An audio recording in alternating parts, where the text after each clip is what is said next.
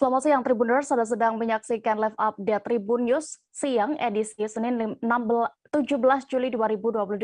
Seperti biasa, kami akan sajikan informasi teraktual dari berbagai daerah di Indonesia yang akan dilaporkan secara langsung oleh reporter kami di lapangan. Bersama saya Diamita, inilah live update selengkapnya. Kita menuju kabar pertama, Tribuners. Setengah badan jalan penghubung desa di Luwu Utara, Sulawesi Selatan longsor. Nyaris seluruh jalan akses warga itu habis terkikis air Sungai Rongkong hampir 1 tahun ini, namun tak kunjung ada perbaikan. Untuk informasi lebih detailnya terkait kejadian ini dan juga penampakannya terkait jalan tersebut, kami sudah terhubung dengan rekan Ivan Ismar, reporter Tribun Timur. Silakan dengan laporan Anda. Ya, terima kasih rekan Mei. Memang dilaporkan bahwa pada minggu kemarin terpantau jalan poros penghubung kecamatan di Luwu Utara, ini yakni Kecamatan Sabang menuju Teko dan Rongkong itu longsor. Kondisinya setengah badan jalan itu habis terkikis dan terbawa arus air Sungai Rongkong.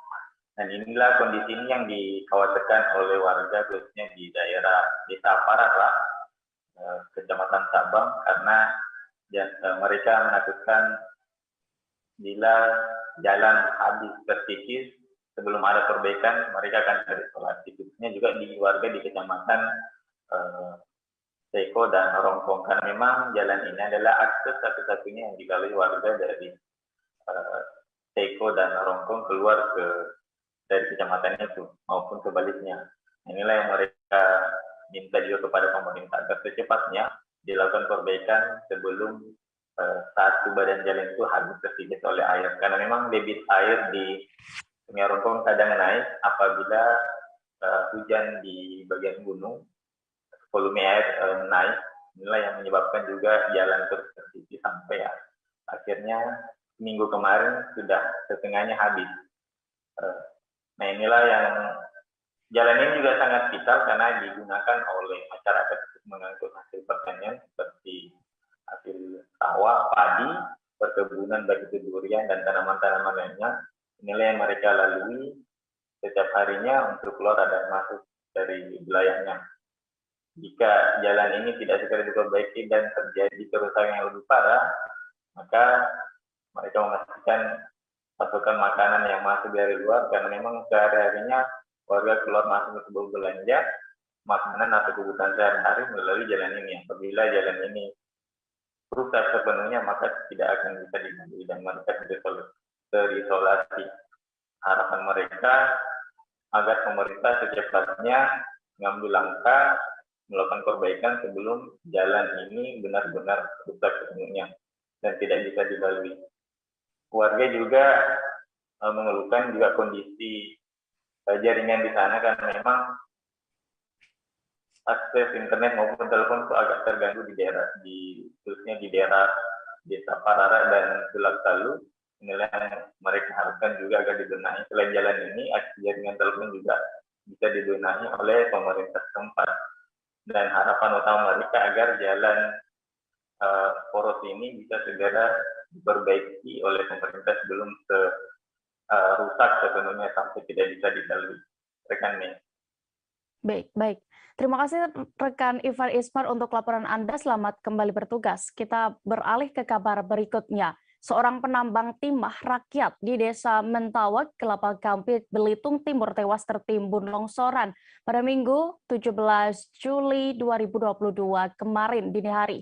Rekan korban mencoba mengevakuasi jasad dengan menggunakan tangan, namun hanya berhasil menggali sampai separuh tubuh korban terlihat. Untuk kronologi kejadian, kami sudah terhubung dengan rekan Brian Bimantoro, reporter Pos Belitung. Silakan dengan informasi Anda. Baik, selamat siang Dea dan Tribuners. Kecelakaan tambang di Belitung Timur kembali terjadi. Kali ini menimpa seorang warga Damar, Kabupaten Belitung Timur bernama Dendi Firmanto berusia 43 tahun. Pada Minggu 17 Juli 2022, waktu dini hari sekitar pukul 00.01 waktu Indonesia Barat, Dendi tertimpa tanah longsoran ketika ingin mencari timah di bawah sekitar kedalaman 1,5 meter.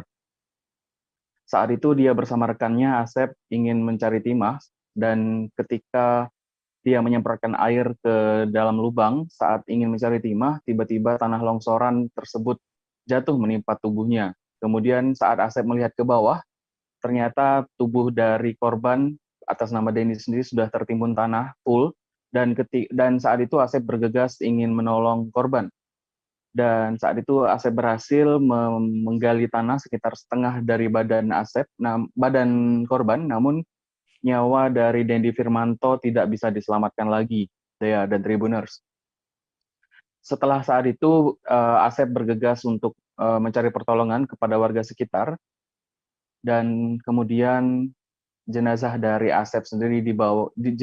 Dendi dibawa ke puskesmas terdekat untuk mendapatkan pertolongan.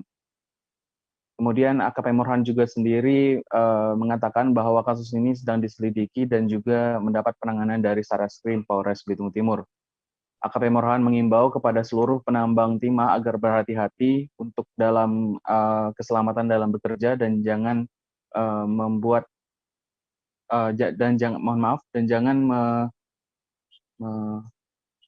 maksud saya mengimbau untuk agar selalu berhati-hati dalam bekerja. Dea, kembali ke studio. Baik. Terima kasih rekan Brian Bimantoro untuk laporan Anda. Selamat kembali bertugas. Kita beralih ke Bangka. Ibu muda warga Kecamatan Munto, Kabupaten Bangka Barat melahirkan bayinya di atas kapal cepat ekspres Bahari 3B. Ibu muda itu mengalami kontraksi saat melakukan perjalanan laut dikarenakan usia kehamilannya yang memang sudah 9 bulan.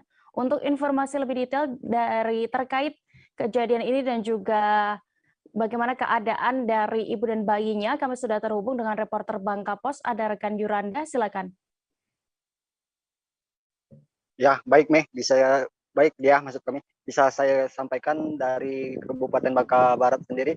Pada hari Minggu kemarin, seorang perempuan bernama Mega melahirkan bayinya di atas kapal cepat tujuan dari Palembang menuju ke Muntok Tanjung Kalian.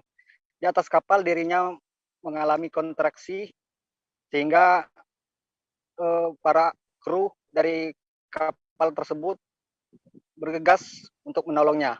Beruntung pada saat itu ibu muda ini bersama dengan bidan yang kebetulan menumpang satu kapal dengannya, sehingga bayi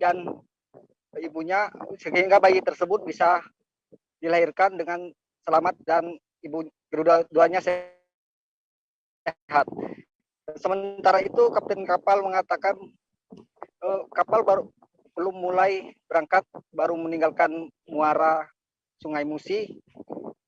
Namun ibu itu mengeluh kesakitan di perutnya dan bergegas anggota kru dari kapal tersebut menghampiri ibu tersebut dan mengumumkan pada penumpang lain untuk membantu. Beruntung pada saat itu di dalam kapal terdapat 2 bidan yang sama-sama ingin menyeberang ke Pulau Bangka. Berdasarkan keterangan dari kapten kapal, Butar mengatakan tiba di pelabuhan, ibu itu langsung, maksud kami tiba di pelabuhan Tanjung Kalian, ibu itu langsung dibawa ke puskesmas Muntok untuk mendapatkan pertolongan kesehatan lebih lanjut.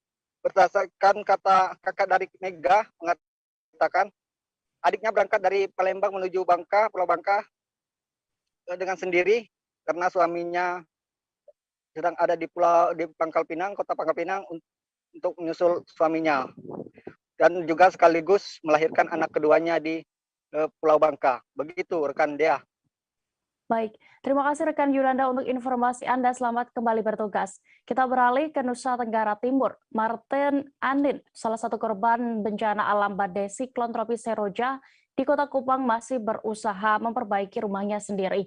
Pasalnya, hingga setahun lebih berlalu, ia mengaku sampai saat ini belum mendapatkan kepastian tentang relokasi dari pemerintah. Bagaimana terkait informasi selengkapnya akan dilaporkan rekan Obi, reporter Pos Kupang. Silakan.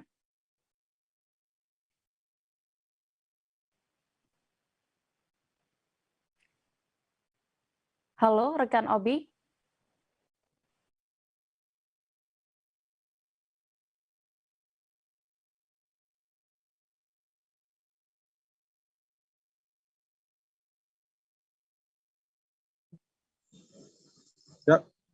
Baik, Tribuners, dapat saya laporkan bahwa memang bencana Seroja yang menimpa warga Kota Kupang tahun yang lalu sampai dengan saat ini masih menjadi salah satu persoalan di Kota Kupang. Salah satu persoalannya bahwa korban bencana yang mengalami dampak rumah roboh dan longsor, akibat longsor, mereka belum memastikan diri untuk berpindah dari lokasi di mana mereka berada sebelumnya. Pemerintah setempat juga sudah bekerja sama dengan pemerintah pusat menyiapkan rumah bantuan untuk para korban Seroja tahun lalu. Namun rumah-rumah tersebut belum diserahkan oleh pemerintah pusat ke pemerintah Kota Kupang. Akhirnya masyarakat korban bencana sampai saat ini belum mengetahui pasti bila mana mereka direlokasi ke perumahan yang sudah dibangun itu. Salah satu warga korban, Martin Anin, yang ditemui mengaku dirinya belum memutuskan untuk mengikuti program relokasi yang dilakukan oleh pemerintah Kota Kupang tersebut.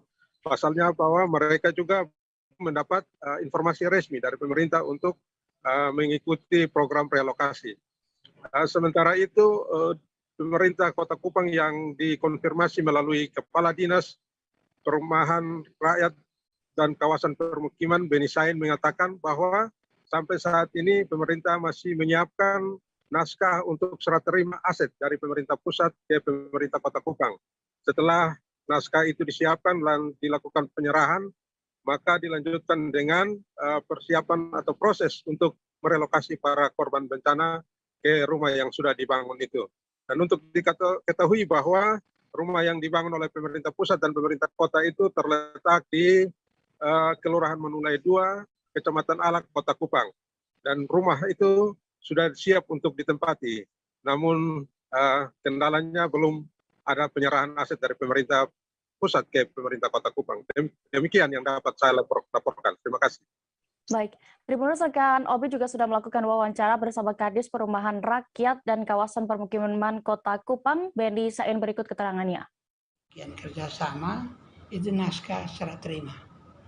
Jadi ya, mudah-mudahan Senin atau Selasa itu sudah clear.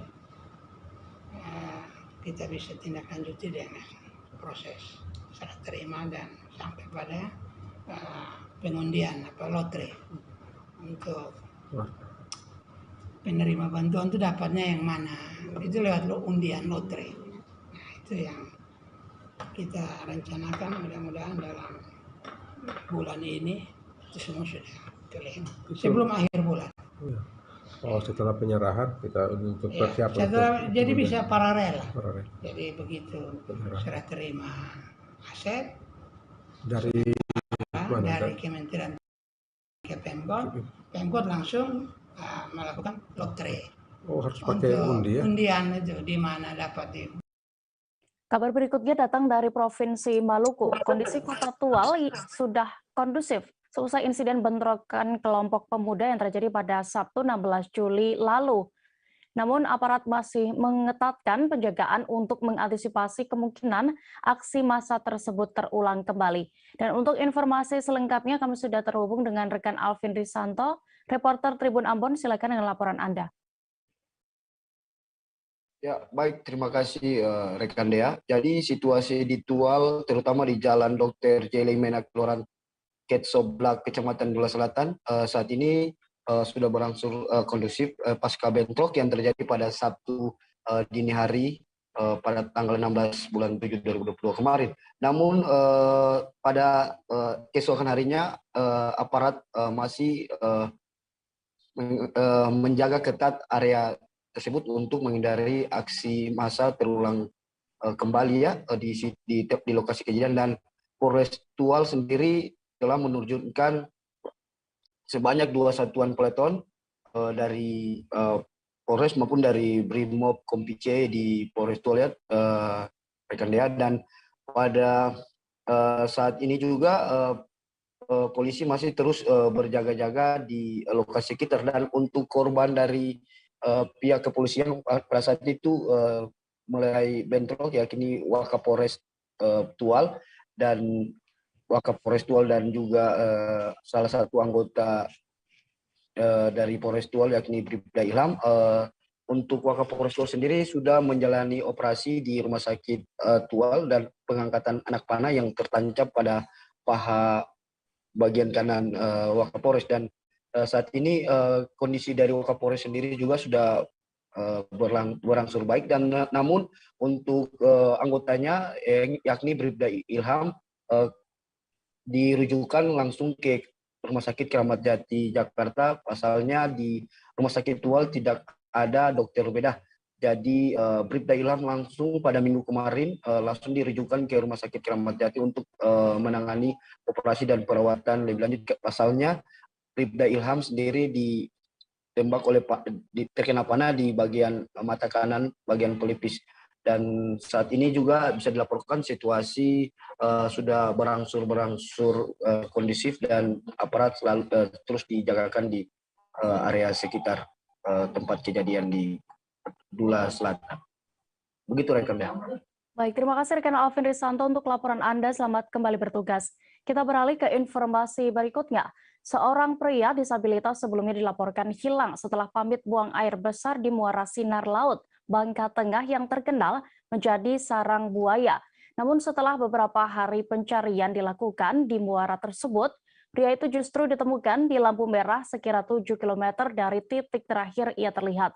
Untuk kronologi kejadian ini dan kondisi dari pria yang hilang tersebut, kami sudah terhubung dengan rekan Arya Bima Mahendra. Silakan dengan laporan Anda.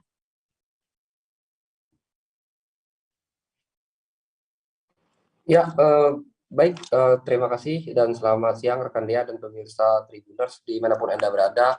Perlu saya sampaikan bahwa memang pada hari Kamis, tanggal 14 Juli tahun 2022, sekira pukul 8 malam, diketahui Bapak atas nama Edi Witoko, berumur 39 tahun, yang memang sedikit mengalami gangguan ataupun keterbelakangan mental, dikabarkan hilang saat dirinya pamit di salah satu sudut ataupun di salah satu titik muara di perairan Sinar Laut, Kelurahan Padang Mulia, Kecamatan Kobak, Kabupaten Bangka Tengah.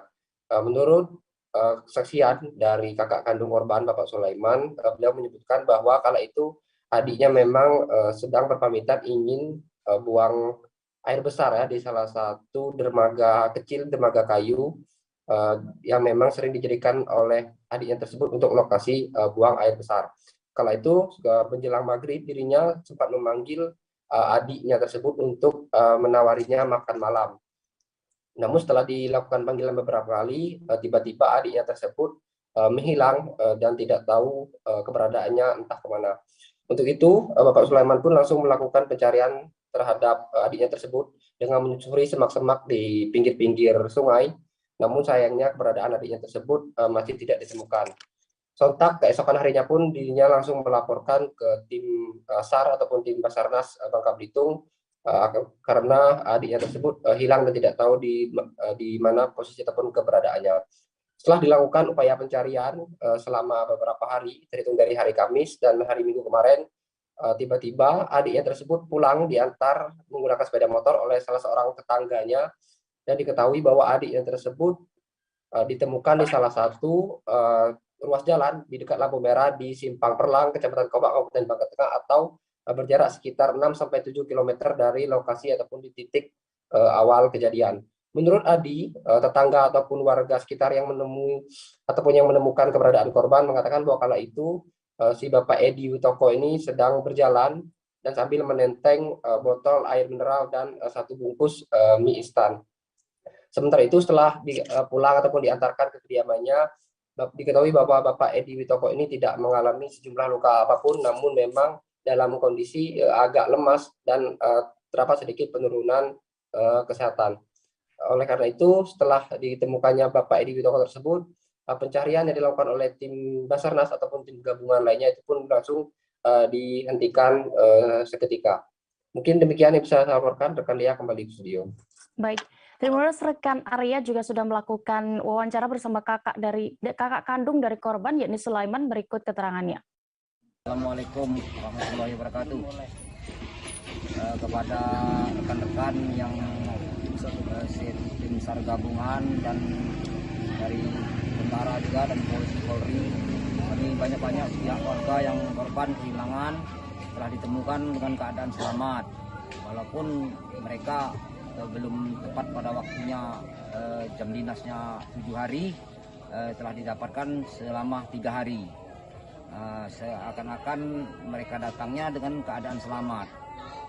Bersyukur kami kepada tim SAR gabungan yang berjuang menghabiskan tenaga yang seikhlas-ikhlasnya untuk menyumbangkan bagi kami pihak korban dengan tidak ada imbalan apapun, dengan keadaan mereka berusaha masing-masing, walaupun dari kegiatan makan minumnya syukurlah tidak akan memberatkan kami. Mereka bisa berusaha sendiri dengan kepala grup dan rombongan atau komandannya. Terima kasih kami sebagai warga Sinar Laut, Bangka Tengah, mengucapkan banyak-banyak tim SAR gabungan dari Kapolri maupun dari TNI. Assalamualaikum warahmatullahi wabarakatuh. Tim kuasa hukum keluarga Brigadir Yosua Huta Barat alias Brigadir J telah mendatangi Barreskrim Polri Jakarta Selatan pada Senin 18 Juli 2022 tadi pagi. Dengan sejumlah bukti yang dipegang, mereka melaporkan sejumlah dugaan terkait tewasnya Brigadir Yosua. Untuk laporan selengkapnya kami sudah terhubung dengan rekan Iqman Ibrahim. Silakan dengan laporan Anda.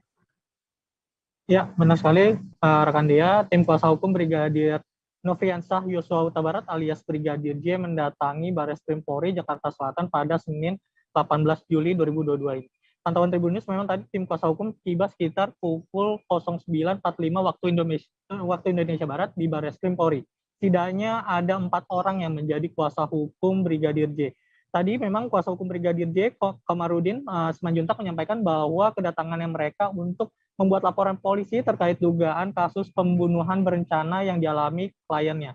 Memang selain pembunuhan berencana, mereka juga melaporkan dugaan kasus pencurian dan penggelapan ponsel milik Brigadir J. Selain itu juga mereka juga melaporkan dugaan kasus peretasan yang dialami keluarga Brigadir J. Adapun pihak terlapor yang dalam kasus tersebut mereka ungkapkan masih dalam proses penyelidikan.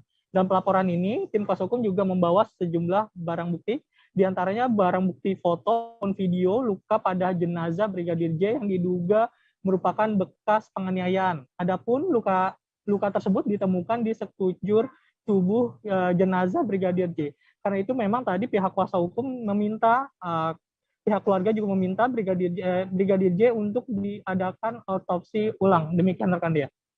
Baik, Tribunnews berikut kami tampilkan juga keterangan dari Kamarudin Simanjuntak selaku kuasa hukum dari keluarga Brigadir Yosua selengkapnya. Kedatangan kita hari ini dalam rangka sebagai tim penasihat hukum dan atau juga kuasa dari kepada keluarga almarhum Yosua Huta Barat untuk membuat laporan polisi tentang dugaan tindak pidana, dugaan pembunuhan berencana sebagaimana maksudnya pasal 34 KUH pidana, untuk pembunuhan sebagaimana dimaksud pasal 38 KUH pidana, untuk penganiayaan yang menyebabkan matinya orang lain untuk pasal 353 KUH pidana. Kemudian dugaan pencurian atau penggelapan handphone sebagaimana dimaksud 362 KUH pidana, untuk pasal 372, 374 KUH pidana. Kemudian dugaan tindak pidana meretas dan atau melakukan penyadapan, yaitu tindak pidana telekomunikasi. Terima kasih. Terlapornya Didik. Pak, ini kan laporannya nggak main-main ya Pak, pembunuhan berencana Pak, bukti yang dibawa apa itu? Yang dibawa antara lain perbedaan keterangan Pers Barreskrim Polri atau Mabes Polri, dalam hal ini oleh Karol Penmas Polri. Kemudian berbeda dengan fakta yang kami temukan, yaitu informasi yang diberikan adalah tembak menembak, tetapi yang kami temukan adalah betul ada luka tembakan, tapi ada juga luka sayatan, ada juga pengrusakan di bawah mata atau penganiayaan, kemudian di hidung ada 2 jahitan, kemudian di bibir, kemudian di leher, dan sayatan lagi, kemudian di bahu. Komunitas Horas Bangso Batak atau HBB menggelar aksi 1000 lilin untuk mendiang Brigadir J di Taman Makam Pahlawan, Kecamatan Medan Kota. Namun aksi itu kemudian ditertibkan oleh aparat Polsek Medan Kota. Terkait kronologinya dan juga apa sebenarnya yang dilakukan oleh para anggota dari komunitas ini, kami sudah terhubung dengan rekan Edward, reporter Tribun Medan. Silakan dengan laporan Anda.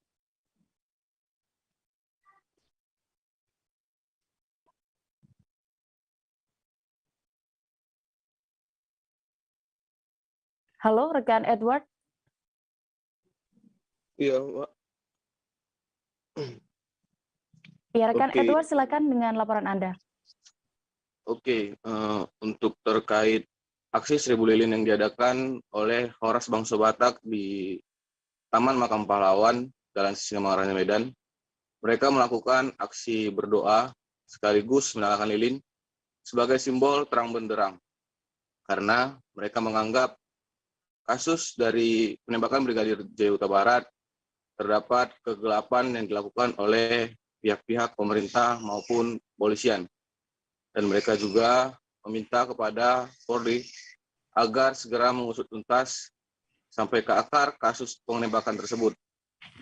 Dan mereka juga beranggapan kalau Polri tidak sanggup melakukan pengusutan kasus, mereka meminta untuk Presiden Joko Widodo untuk segera turun tangan dalam menangani kasus tersebut.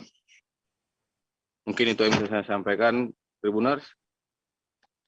Baik, dan Tribuners, berikut keterangan dari Ketua DPC Kota Medan, Thomson Marisi Parapat terkait ini selengkapnya. Ya, jadi kami selaku Perkumpulan Horas Bangso Batak menyalakan lilin 1000 lilin di Makam Pahlawan Singamangaraja. Kami meminta agar sebagai penyalaan lilin ini sebagai simbolis, sebagai simbol agar kiranya jiwa kita seluruh masyarakat Indonesia secara sehat di dalam kasus yang menimpa Brigadir J Huta Barat, agar semua jajaran khususnya buat Kapolri ya, yang dimana secara merekayasa kejadian yang telah menimpa Bapak Brigadir J Huta Barat secara terang benderang. Kita lihat di sini banyak terjadi kejanggalan-kejanggalan, banyak sekali rekayasa di dalam penyelidikan yang menurut kita itu sangat-sangat direkayasa. Jadi kami meminta kepada Kapolri untuk mengusut tuntas kasus ini hingga sampai selesai.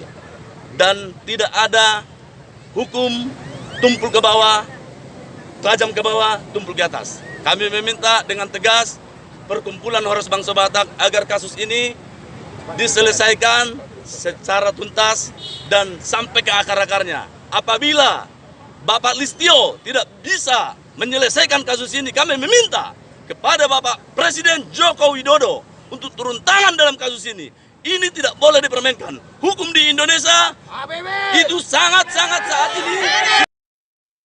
Beralih ke kabar berikutnya di Aceh, jumlah sapi yang terjangkit penyakit mulut dan kuku atau PMK di Lok Sumbawa semakin meluas. Bahkan sudah ada 6 desa yang kini berstatus zona merah wabah tersebut. Dan untuk laporan selengkapnya kami sudah terhubung dengan reporter Serambi News, ada rekan Saiful Bahri. Silakan dengan laporan Anda.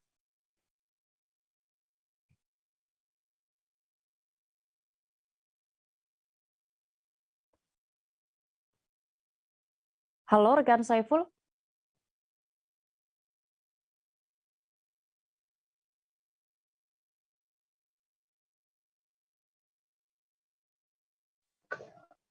Ya, terima kasih rekan Dea. Lebih pertama dapat saya laporkan bahwa penemuan kasus PMK di Kota Lok Sumbawa itu terjadi pada awal Mei 2022 lalu, di mana awalnya ditemukan adanya 13 sapi yang suspek, sehingga pihak Dinas Kelautan, Perikanan, Pertanian, dan Pangan Kota Lok Sumbawa langsung berkoordinasi dengan pihak Balai untuk melakukan pemeriksaan, sehingga setelah dilakukan pemeriksaan terhadap 10 sampel sapi dan dinyatakan bahwa ke-10 sapi tersebut ada positif PMK. Setelah itu langsung setelah dipastikan ada sapi yang positif PMK di Kota Lusme, petugas kesehatan hewan langsung turun ke seluruh desa untuk melakukan pemeriksaan sehingga kembali ditemukan kasus PMK dan jumlahnya terus bertambah sehingga sampai dengan saat ini ataupun update terakhir kita dari pihak dinas per minggu 17 Juli 2022 itu jumlah sapi yang terjangkit PMK di Kota Lusme itu sebanyak 1.342 ekor ditambah dengan 4 ekor kerbau. Namun begitu dari 1.342 ekor sapi yang terjangkit PMK itu sebanyak 695 ekor sapi itu telah sembuh, termasuk 4 ekor kerbau juga telah sembuh dan 16 lainnya telah mati. Di samping itu untuk diketahui bersama bahwa di Kota Lusme ini terdapat 16 desa atau disebut di sini di Aceh 16 kampung dan guna membagi zona terhadap 68 kampung tersebut untuk menandakan mana kampung yang banyak terjangkit PMK dan mana yang belum terjangkit PMK, maka pihak dinas telah membagi dalam bentuk 3 zona, yakni yang pertama zona merah itu menandakan bahwa di kampung tersebut sudah terdapat 30 kasus lebih PMK, sedangkan lalu zona kuning untuk menandakan bahwa di kampung tersebut sudah mulai ditemukan kasus PMK, lalu yang terakhir zona hijau yang memang belum pernah ditemukan kasus PMK. Jadi sesuai data yang dirilis terakhir oleh pihak dinas di Kota Lusme itu dari 68 kampung itu ada 6 kampung yang sudah masuk zona merah, di mana ke-6 kampung tersebut adalah yang pertama itu ada Alo Awe dan Blangkrum yang berada dalam Kecamatan Muara 2, lalu ada Batupat Timur dalam Kecamatan Muara 1, serta 3 desa lagi berada dalam Kecamatan Blangmangan, yakni Masjid Puntut, Baloi, dan Blangcut. Sedangkan untuk zona kuning itu ada 30 kampung, sisanya yakni 32 kampung lagi masih zona hijau. Demikian, Dea. Baik, terima kasih rekan Saiful Bahari untuk laporan Anda di Aceh. Selamat kembali bertugas. Kita beralih ke Kalimantan Timur. Akses menuju titik nol Ibu Kota Negara Nusantara ditutup sementara waktu, dimulai sejak Jumat 15 Juli 2022 lalu. Tidak jauh dari palang jalan dan juga pos security PT IHM juga telah dipasang spanduk pemberitahuan. Dan untuk informasi lebih detailnya kenapa untuk titik nol IKN Nusantara ini ditutup sementara, kami sudah terhubung dengan reporter Tribun Kaltim, ada rekan Muhammad Zain. Silakan dengan informasi Anda. Baik, rekan Dea, dapat kami laporkan dari Provinsi Kalimantan Timur, di mana akses menuju titik nol IKN Nusantara ditutup sementara sejak tanggal 15 Juli 2022 kemarin dengan alasan berbagai pertimbangan yang sudah ditempuh oleh Polda Kaltim, di mana dari Polda Kaltim mengambil kebijakan tersebut adalah demi untuk mengamankan kawasan vital yang nantinya akan mulai dibangun Istana Negara yang nantinya akan direncanakan mulai groundbreaking pada tahun ini, setidaknya pada bulan Agustus 2022. Kabid Humas Polda Kaltim, Kombes Pol Yusuf Sutejo menjelaskan bahwa penutupan ini akan berlangsung sampai waktu yang belum ditentukan adalah demi menjamin kondusivitas selama proses konstruksi dan pengiriman logistik.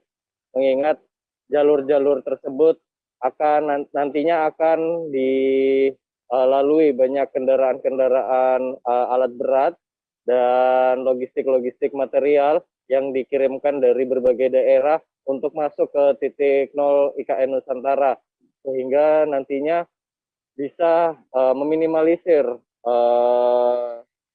sentuhan antara kendaraan alat berat juga dengan masyarakat. Kabid Humas Polda Kaltim juga meminta kepada masyarakat agar menunda rencananya apabila sudah berkeinginan untuk mengunjungi titik nol IKN Nusantara, karena memang untuk pembangunan Istana Negara, terutama dari Istana Presiden, sudah akan mulai dibangun setidaknya pada tahun ini dan ditargetkan pada tahun 2024. Sehingga masyarakat bisa mendukung upaya-upaya pembangunan IKN Nusantara yang akan dimulai pada tahun ini. Dari kepolisian juga sudah menyiagakan sejumlah personil demi memastikan proses pengiriman logistik dan material menuju titik nol IKN Nusantara dapat berjalan aman dan lancar. Demikian yang bisa dilaporkan rekan Dea. Baik, terima kasih rekan Zain untuk informasi Anda. Selamat kembali bertugas. Kita beralih ke informasi berikutnya. 3 komplotan begal pencuri sepeda motor asal Kabupaten Muratara, Provinsi Sumatera Selatan berhasil ditangkap polisi. Aksi 3 begal curanmor lintas kabupaten ini terhenti setelah beraksi di Dusun 2, Desa Sumberjaya, Kecamatan Sumberharta, Kabupaten Musirawas pada Rabu 13 Juli pekan lalu. Untuk informasi selengkapnya, kami sudah terhubung dengan reporter Sriwijaya Pos, ada rekan Fahru Rozi, silakan.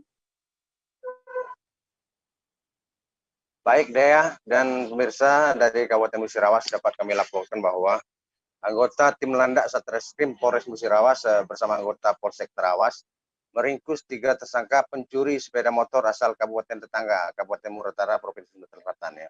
Mereka ini adalah Dadang, kemudian Peko, keduanya adalah warga Desa Batu Gajah, Kecamatan Muara Rupi, Kabupaten Muratara, dan satu lagi adalah Rozi, warga Desa Embacang Lama, Kecamatan Karangjaya, Kabupaten Muratara.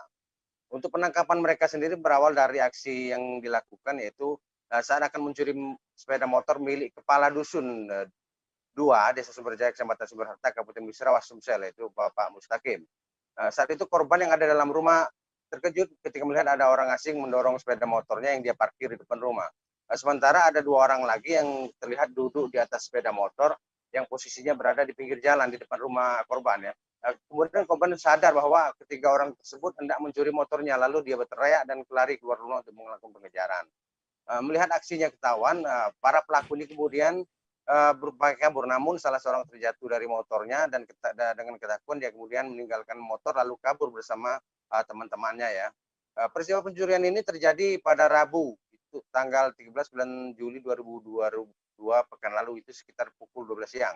Dan sekitar pukul 14.30 siang dilaporkan korban ke Polsek STL Ulu Terawas. Kemudian setelah mendapat laporan, Polsek Terawas bersama tim landak Satreskrim Polres Terawas melakukan pengejaran terhadap para pelaku yang diketahui sebanyak 3 orang tersebut. Dari aksi pengejaran yang dilakukan, para pelaku kemudian berhasil ditangkap di kediamannya masing-masing lalu diamankan ke Satreskrim Polres Musirawas. Adapun modus para pelaku ini adalah memparkirkan lehan korban yang memakai sepeda motor di depan rumah. Jadi mereka keliling, hunting, menggunakan sepeda motor bonceng 3, kemudian lewat di pemukiman penduduk. Ketika melihat ada sepeda motor yang parkir di depan rumah, mereka kemudian melihat situasi lalu melakukan pencurian terhadap motor tersebut. Yaitu salah seorang kemudian bertugas untuk mengambil motor dengan menggunakan kunci letter T yang sudah dipersiapkan. Sedangkan 2 pelaku atau pelaku lainnya menunggu dari atas sepeda motor di pinggir jalan sambil mengawasi situasi sekitar. Ya.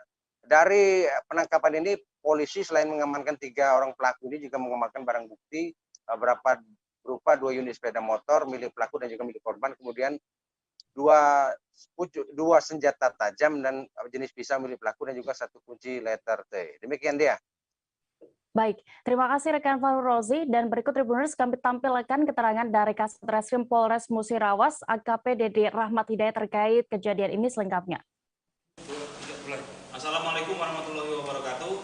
Kami Satreskrim Polres Musirawas melaporkan telah mengungkap kasus curanmor atau 363 KUHP dengan TKP di Desa Sumberjaya, Kecamatan Sumberharta.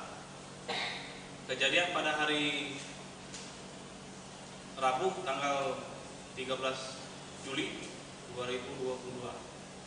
Adapun kronologis penangkapan, pihak Polsek Terawas Polres Musirawas mendapat laporan bahwa telah terjadi curanmor di Desa Sumberjaya. Dari laporan tersebut, anggota Polsek beserta tim landak Satreskrim Polres Musirawas menuju TKP, di mana di TKP setelah melakukan pengejaran diamankan 3 orang pelaku, yaitu Saudara Dadang, warga dari Desa Batu Gajah Baru, Kecamatan Muarupit, Kabupaten Musirawas Utara, dan TSK kedua atas nama Rojik dari Desa Empacang, Kecamatan Karangjaya, Kabupaten Muratara. Dan yang satu lagi adalah Peku, warga Desa Batu Gajah Baru, Kecamatan Muarupit, Kabupaten Muratara. Informasi berikutnya datang dari Riau. Sesuai surat edaran Satgas COVID-19 terbaru, syarat vaksin booster bagi pelaku perjalanan dalam negeri berlaku terhitung Minggu 17 Juli kemarin. Namun ternyata banyak penumpang di Terminal Bandar Payung Sekaki atau BPRS Pekanbaru yang belum mengetahui adanya aturan baru ini. Dan untuk informasi lebih detailnya terkait penerapan peraturan terbaru di sana, kami sudah terhubung dengan rekan Fernando Sikumbang, reporter Tribun Pekanbaru. Silakan dengan informasi Anda.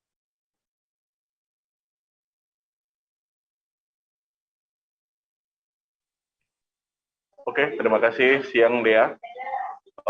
Siang juga Tribunas, bahwa di Kota Pekanbaru Tribunas per hari kemarin Tribunas dan juga di seluruh Indonesia sudah diberlakukan Tribunas aturan pengetatan bagi pelaku perjalanan dalam negeri Tribunas, baik di darat, laut maupun di angkutan udara Tribunas.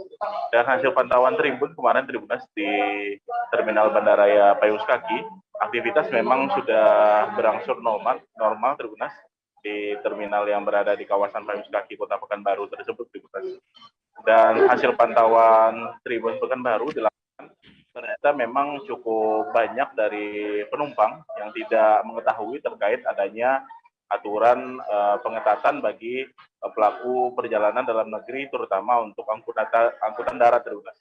Di mana untuk angkutan darat sendiri Tribunas, para penumpang yang sudah mendapat vaksin booster atau 3 kali suntik vaksin, mereka tidak perlu lagi menunjukkan hasil swab PCR maupun hasil swab antigen Tribunas. Namun bagi mereka yang belum mendapat vaksin lengkap atau hanya mendapat vaksin 1 maupun hanya mendapat vaksin 2 dan sudah mendapat vaksin 2 Tribunas, mereka tetap wajib melampirkan hasil dari pemeriksaan swab antigen maupun hasil swab PCR Tribunas.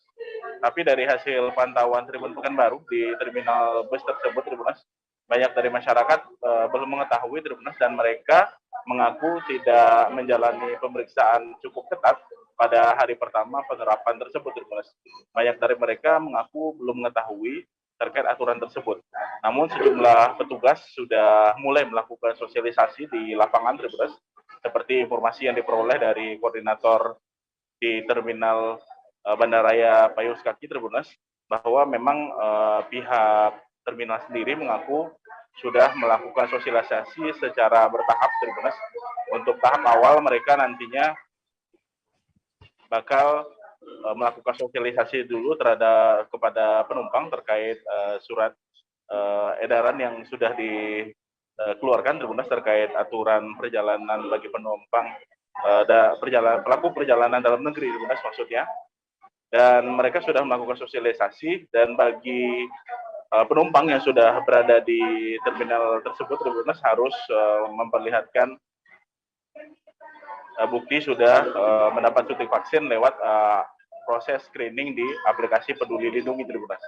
Di lokasi tersebut ada petugas nantinya yang siap memberikan akses QR code nantinya Tribunas, agar nantinya mereka bisa memastikan bahwa penumpang-penumpang tersebut sudah mendapat suntikan vaksin 1, 2, atau sudah mendapat vaksin booster.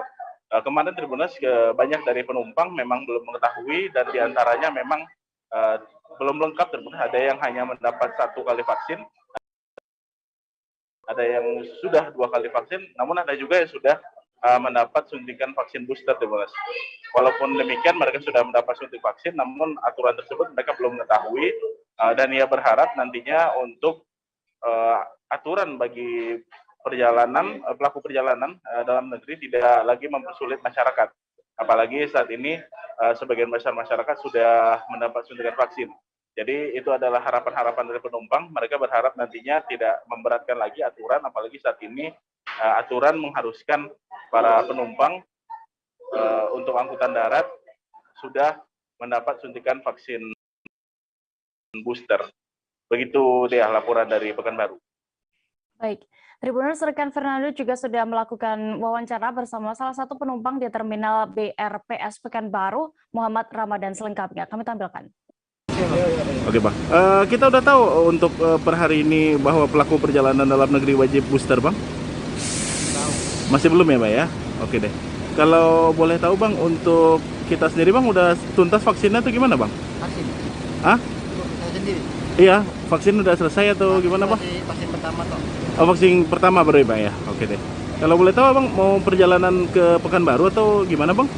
Dari Pekanbaru cuma beberapa hari doang. Oke. Batam.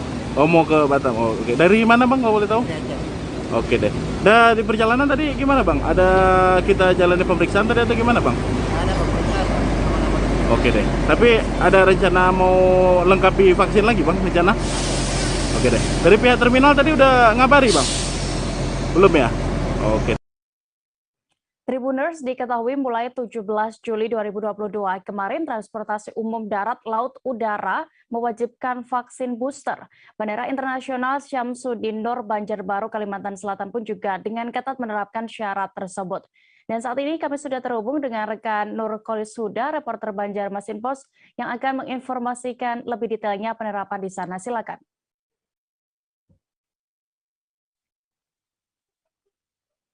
Oke, Sobat Tribuners, dapat kami laporkan di Bandara Syamsuddin Nur Internasional yang ada di Banjarmasin, Banjarbaru.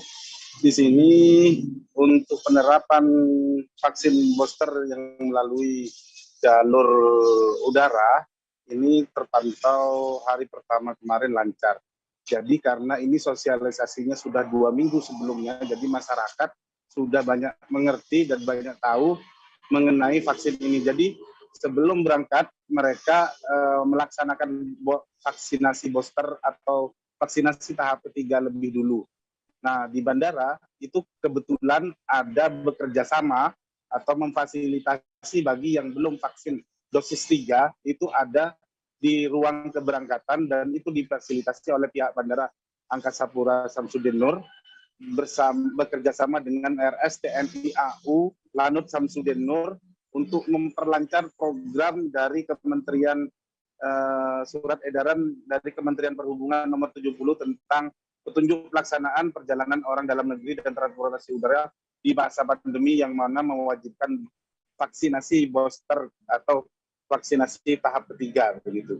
Jadi warga itu sudah rame-rame sebelum menuju ke arah Jawa atau ke luar dari Kalimantan itu sudah vaksin lebih dulu karena diberikan fasilitas dan gratis. Perharinya rata-rata itu ada sekitar 30. Dan ini cukup efektif layanan ini karena membantu warga. Jadi sebelum itu sehingga ketika pada pelaksanaan kemarin pada minggu penerapan hari pertama dan hari ini juga itu terpantau aman. Memang ada kemarin itu beberapa warga yang tidak menggunakan handphone Android atau telepon seluler pintar itu mereka dikasih seperti manual sehingga ada diprintkan oleh QR code, kemudian alurnya itu menuju ke proses pemeriksaan.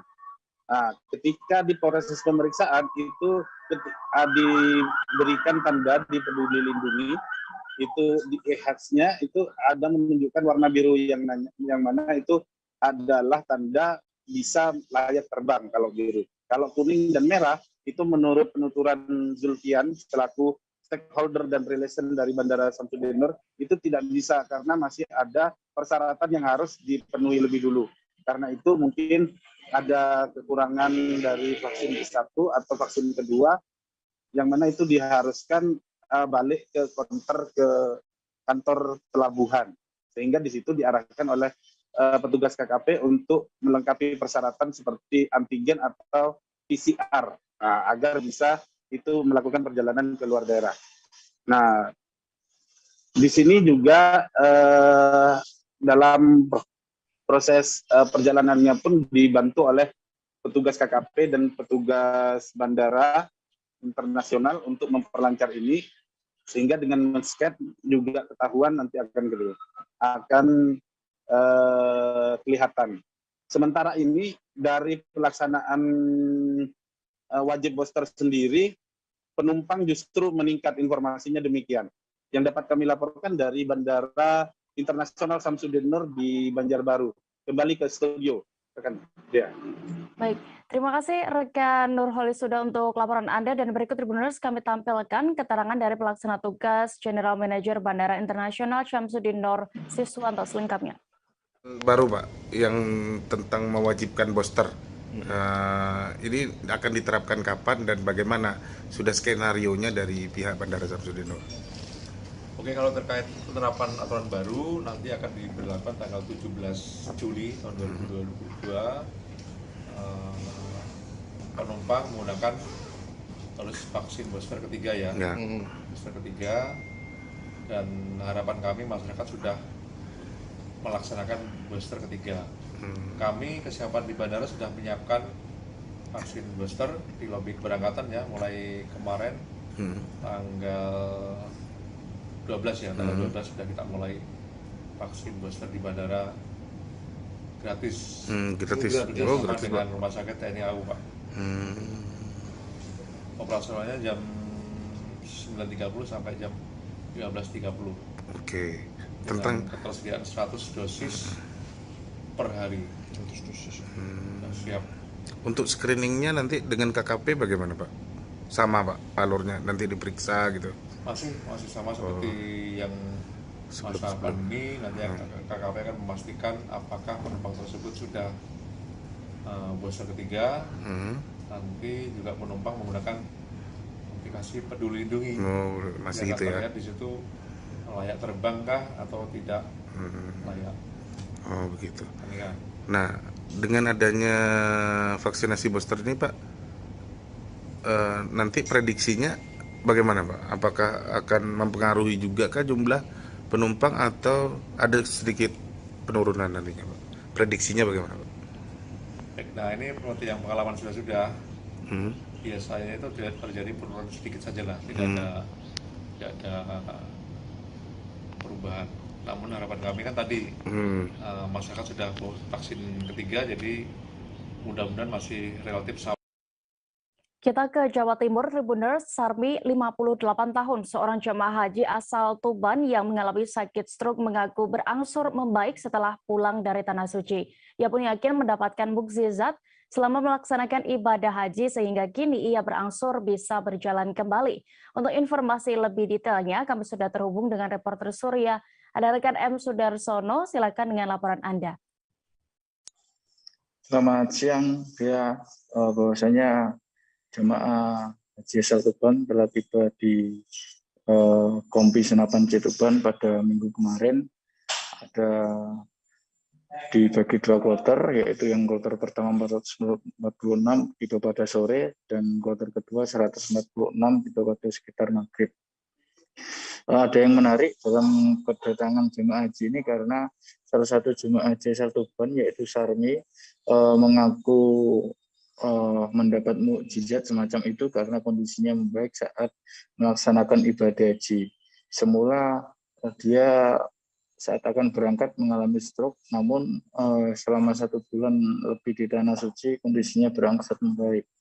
Bahkan disebutnya sudah mulai bisa jalan kaki walaupun sedikit-sedikit, dan kondisinya saat pulang masih memakai kursi roda. Namun demikian ia sangat bersyukur dalam proses pelaksanaan haji, didampingi suaminya juga yang bernama Teguh. Proses perjalanan spiritual ibadah haji sangat dirasakan bagi dia dalam proses penyembuhannya. Begitu dia. Baik. Dan Tribuners, berikut rekan Sudarsono sudah sempat melakukan wawancara langsung bersama Sarmi, jemaah haji asal Tuban. Berikut lengkapnya. Ini, Bu, kesannya gimana sudah sampai Tuban ini, Bu? Bisa kembali dalam keadaan saya kan Setelah pulang dari? Iya, nggak bisa jalan kaki. Dari berangkatnya stroke. Sekarang sudah bisa jalan kaki? Bisa jalan. Tribuners, total transaksi dalam Jakarta Fair Kemayoran atau JFK 2022 mencapai 7,5 triliun rupiah saat event itu berlangsung. Ini membuktikan bahwa penyelenggaraan acara akbar itu mendapatkan respons positif dari masyarakat. Untuk informasi lebih detailnya terkait ini, kami sudah terhubung dengan rekan Alfian Firmansyah, reporter Warta Kota yang siap dengan informasi lebih detailnya. Silakan. Oke Dea, selamat siang.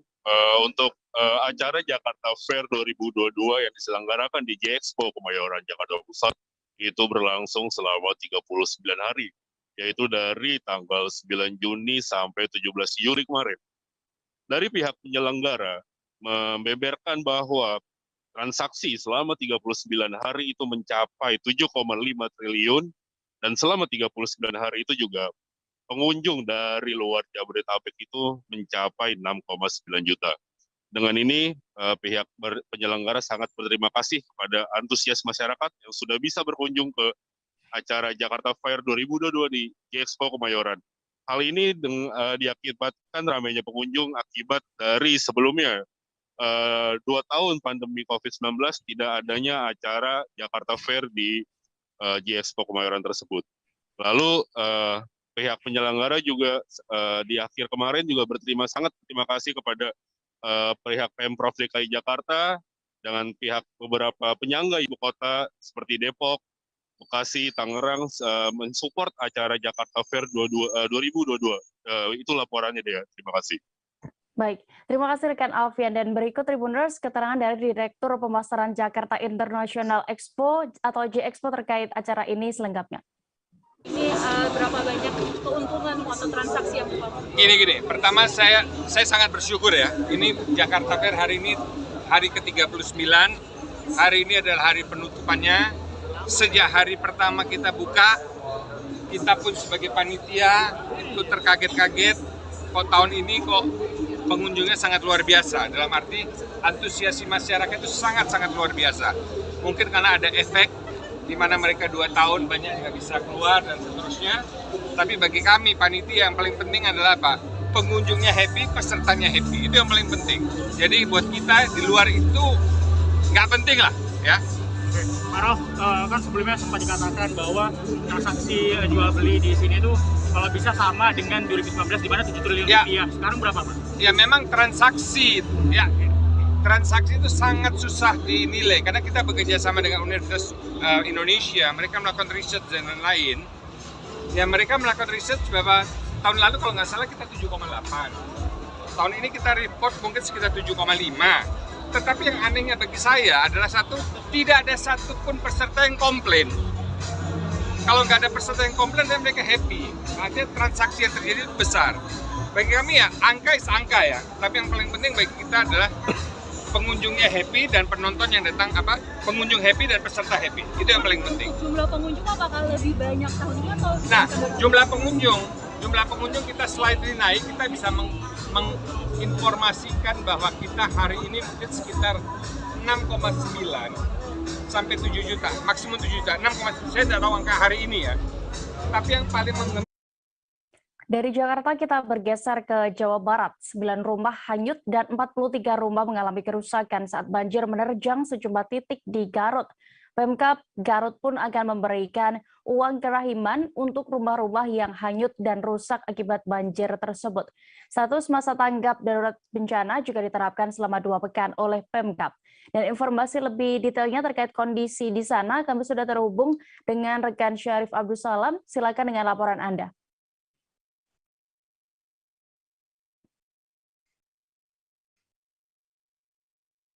Halo rekan Syarif.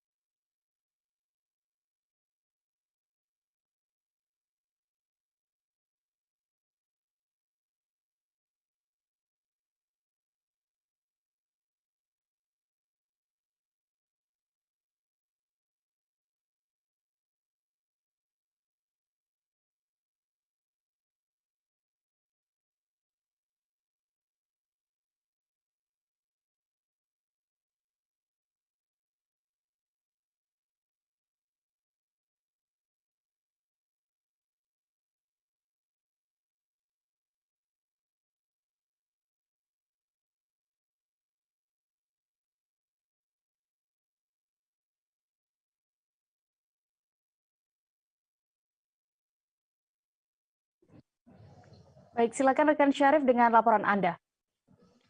Oke, rekan Dea, maaf atas gangguan tadi.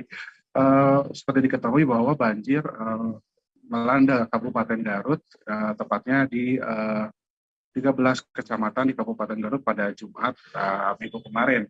Karena itu ada sekitar 4.000 rumah yang terdampak. Namun demikian ada sekitar ada sekitar 40-an rumah yang terdampak parah dan juga 9 rumah terbawa arus.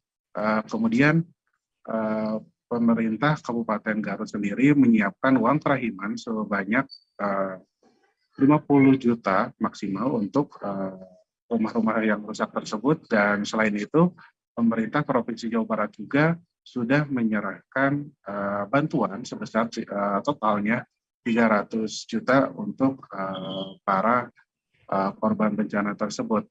Dan yang terbaru sampai saat ini masyarakat masih melakukan evakuasi dan pembersihan bekas-bekas banjir.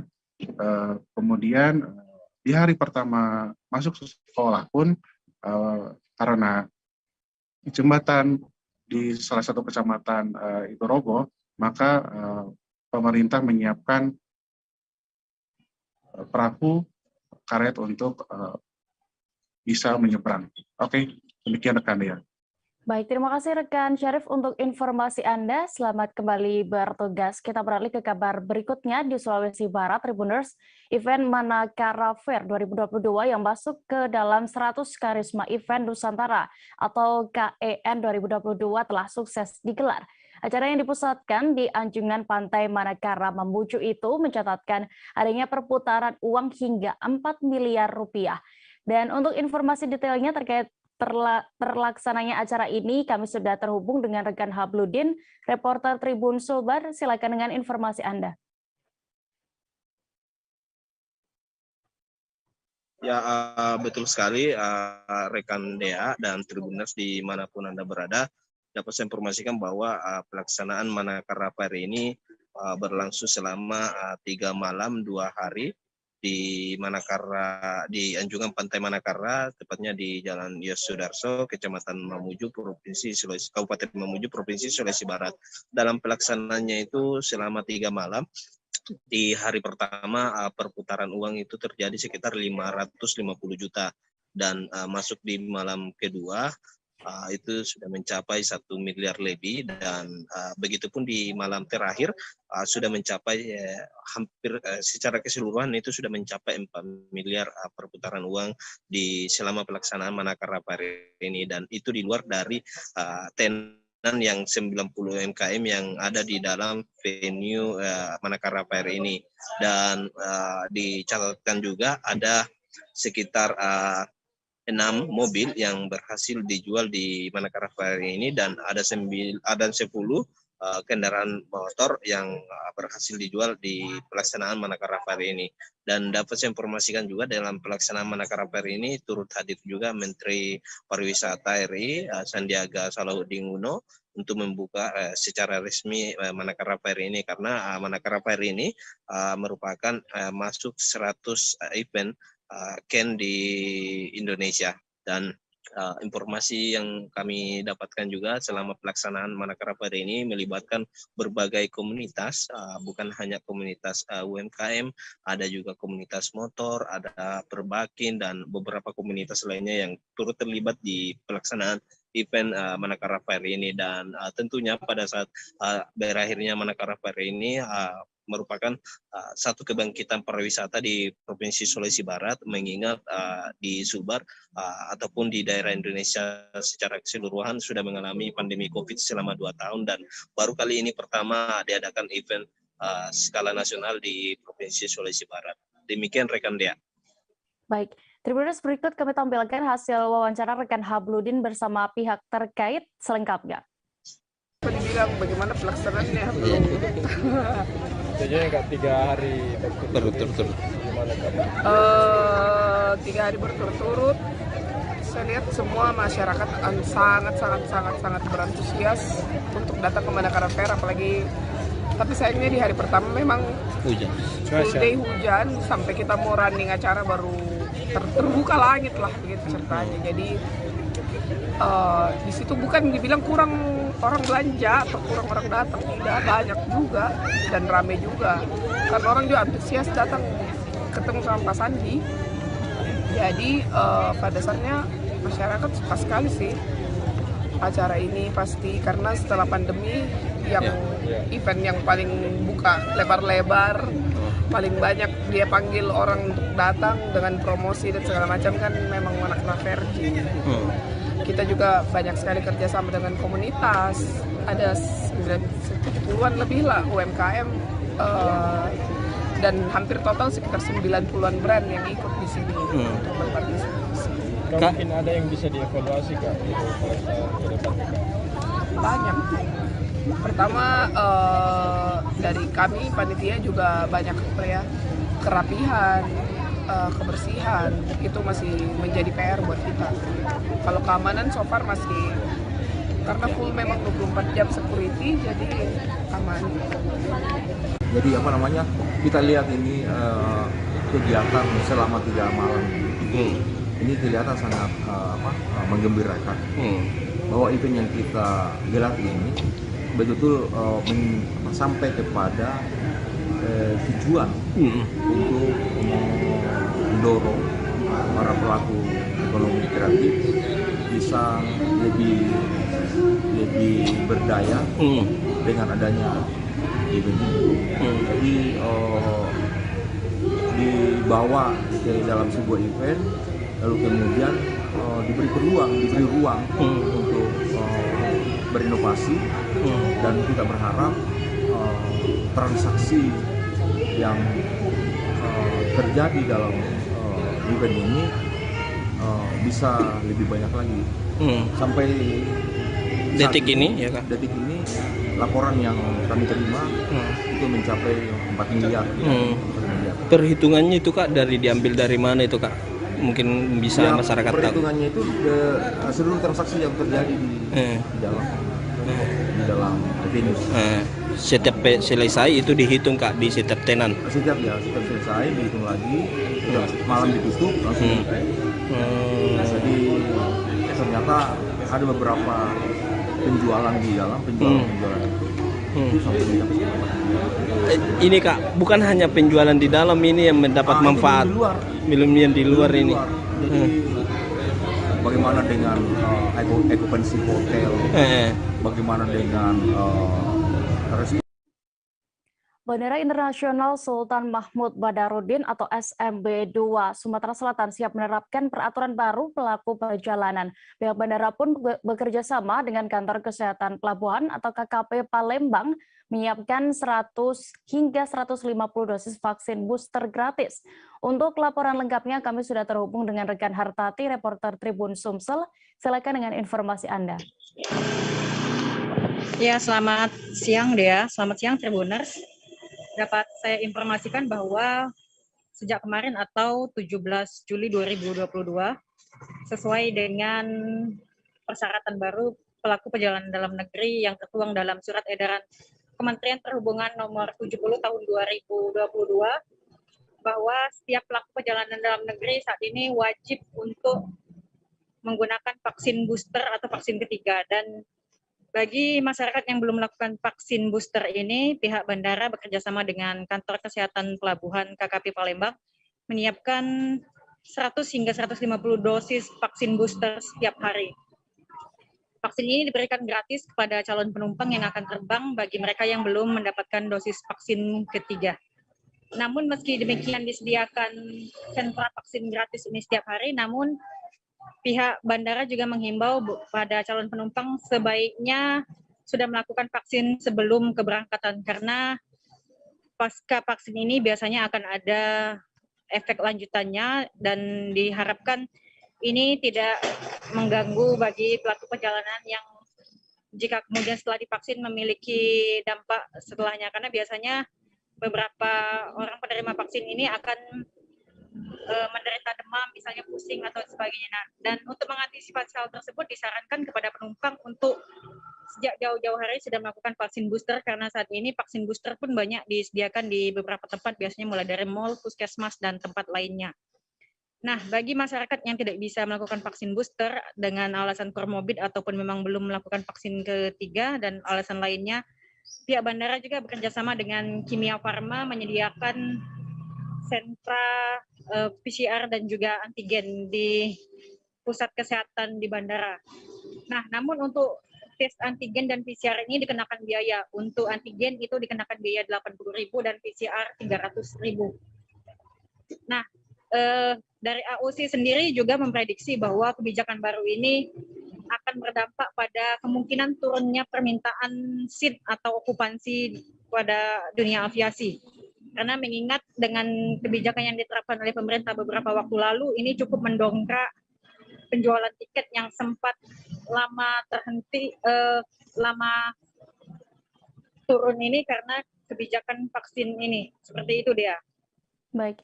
Terima kasih rekan Hartati untuk laporan Anda. Selamat kembali bertugas. Kita beralih ke kabar berikutnya.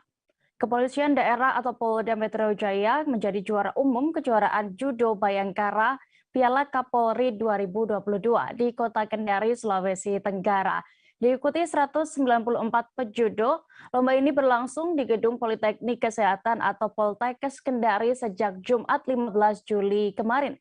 Untuk informasi detail terkait pelaksanaan lomba ini, kami sudah terhubung dengan reporter Tribun News Ultra, ada rekan Husni Husein. Silakan dengan informasi Anda. Ya, baik, dia dapat saya laporkan bahwa betul kemarin telah berakhir pelaksanaan turnamen judo Piala Kapolri 2022 yang berlangsung di Kota Kendari, tepatnya di Aula Poltekkes Kemenkes Kota Kendari Provinsi Sulawesi Tenggara yang ditutup secara resmi oleh Kapolda Sultra, dan menjadi juara umum ialah dari Polda Metro Jaya, kemudian disusul juara kedua dari Polda Jatim atau Jawa Timur, kemudian juara ketiga disusul oleh Korbrimob RI.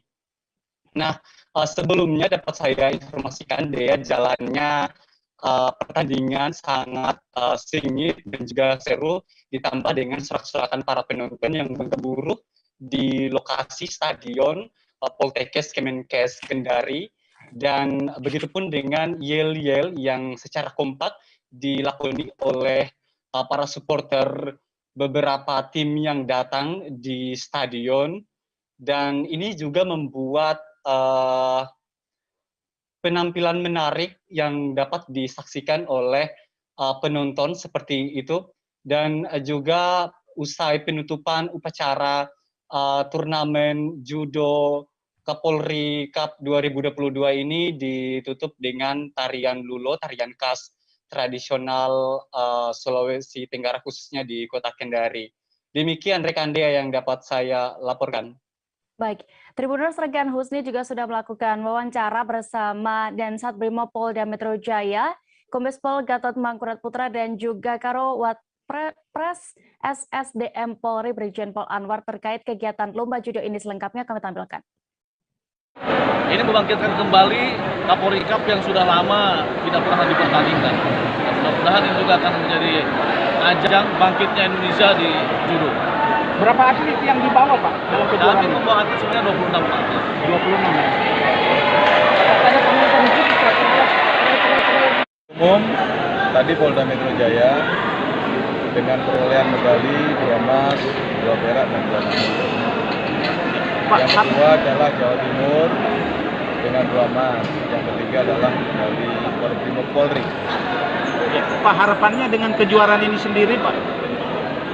Harapannya dengan adanya kompetisi ini akan melatih anggota-anggota Polri untuk lebih giat lagi berlatih, terutama mempersiapkan event-event yang selanjutnya, baik event nasional maupun internasional. Pemerintah Provinsi Banten membatalkan rencana penerapan sekolah metaverse di 14 SMA negeri di Banten. Pihak Pemprov pun merubah dengan menerapkan sekolah berbasis digital mulai tahun ajaran 2022-2023. Saat ini kami sudah terhubung dengan rekan Ahmad Tajudin, reporter Tribun Banten, yang siap dengan informasi lebih detailnya. Silakan rekan. Baik rekan Dea dan Tribuners, perlu diketahui bahwa pemerintah Provinsi Banten saat ini akan menerapkan pembelajaran berbasis digitalisasi, di mana sebelumnya pemerintah sempat berencana akan melakukan penerapan sekolah metaverse di sejumlah sekolah SMA negeri di Provinsi Banten. Namun informasi yang diterima bahwa sekolah metaverse tersebut kini telah gagal dilaksanakan pada tahun ini, sehingga untuk pelaksanaan di tahun ini tetap dilaksanakan, namun berganti yang tadinya sekolah metaverse berubah menjadi pembelajaran berbasis digitalisasi. PJ Gubernur Banten Al-Muktabar mengatakan bahwa pendidikan berbasis digitalisasi ini hampir sama dengan penerapan sekolah metaverse, namun hanya ada beberapa kegiatan atau mungkin basis yang dilaksanakan tidak sama seperti dengan sekolah metaverse. Dia mengatakan bahwa untuk rencana pendidikan berbasis digitalisasi ini akan diterapkan di 14 sekolah SMA negeri di Banten, di mana sekolah tersebut yang dinilai telah memiliki dari sisi teknologi dan lainnya sudah memiliki kesiapan. Kemudian untuk pelaksanaannya sendiri dikatakan Al-Muktabar bahwa untuk pendidikan berbasis digitalisasi ini rencananya akan dilaksanakan pada tahun ajaran 2022 ini, dan hal itu masih saat ini akan segera berlangsung. Kemudian untuk teknik pembelajarannya sendiri dikatakannya bahwa untuk pendidikan berbasis digital ini harus menggunakan platform, dan saat ini pihaknya sedang melakukan atau menyiapkan hal itu. Dan juga dalam kegiatan belajar dan mengajarnya sendiri, dari 14 sekolah tersebut akan diterapkan pendidikan digitalisasi, di mana mereka nantinya akan melakukan pembelajaran melalui platform digital, namun mereka bisa menikmati pembelajaran lainnya seperti olahraga dan perpustakaan dan lain sebagainya. Mereka bisa tetap ke sekolah, namun untuk pembelajarannya sendiri menggunakan pembelajaran berbasis digital ya. Baik, terima kasih rekan Ahmad Tajudin untuk laporan Anda dari Provinsi Banten. Selamat kembali bertugas. Dan informasi tadi sekaligus menutup perjumpaan kita dalam live update siang ini. Jangan lupa juga Tribuners tetap update kabar teraktual lainnya hanya di kanal YouTube Tribun News. Saya Dea Mita beserta kru yang bertugas pamit. Terima kasih dan sampai jumpa.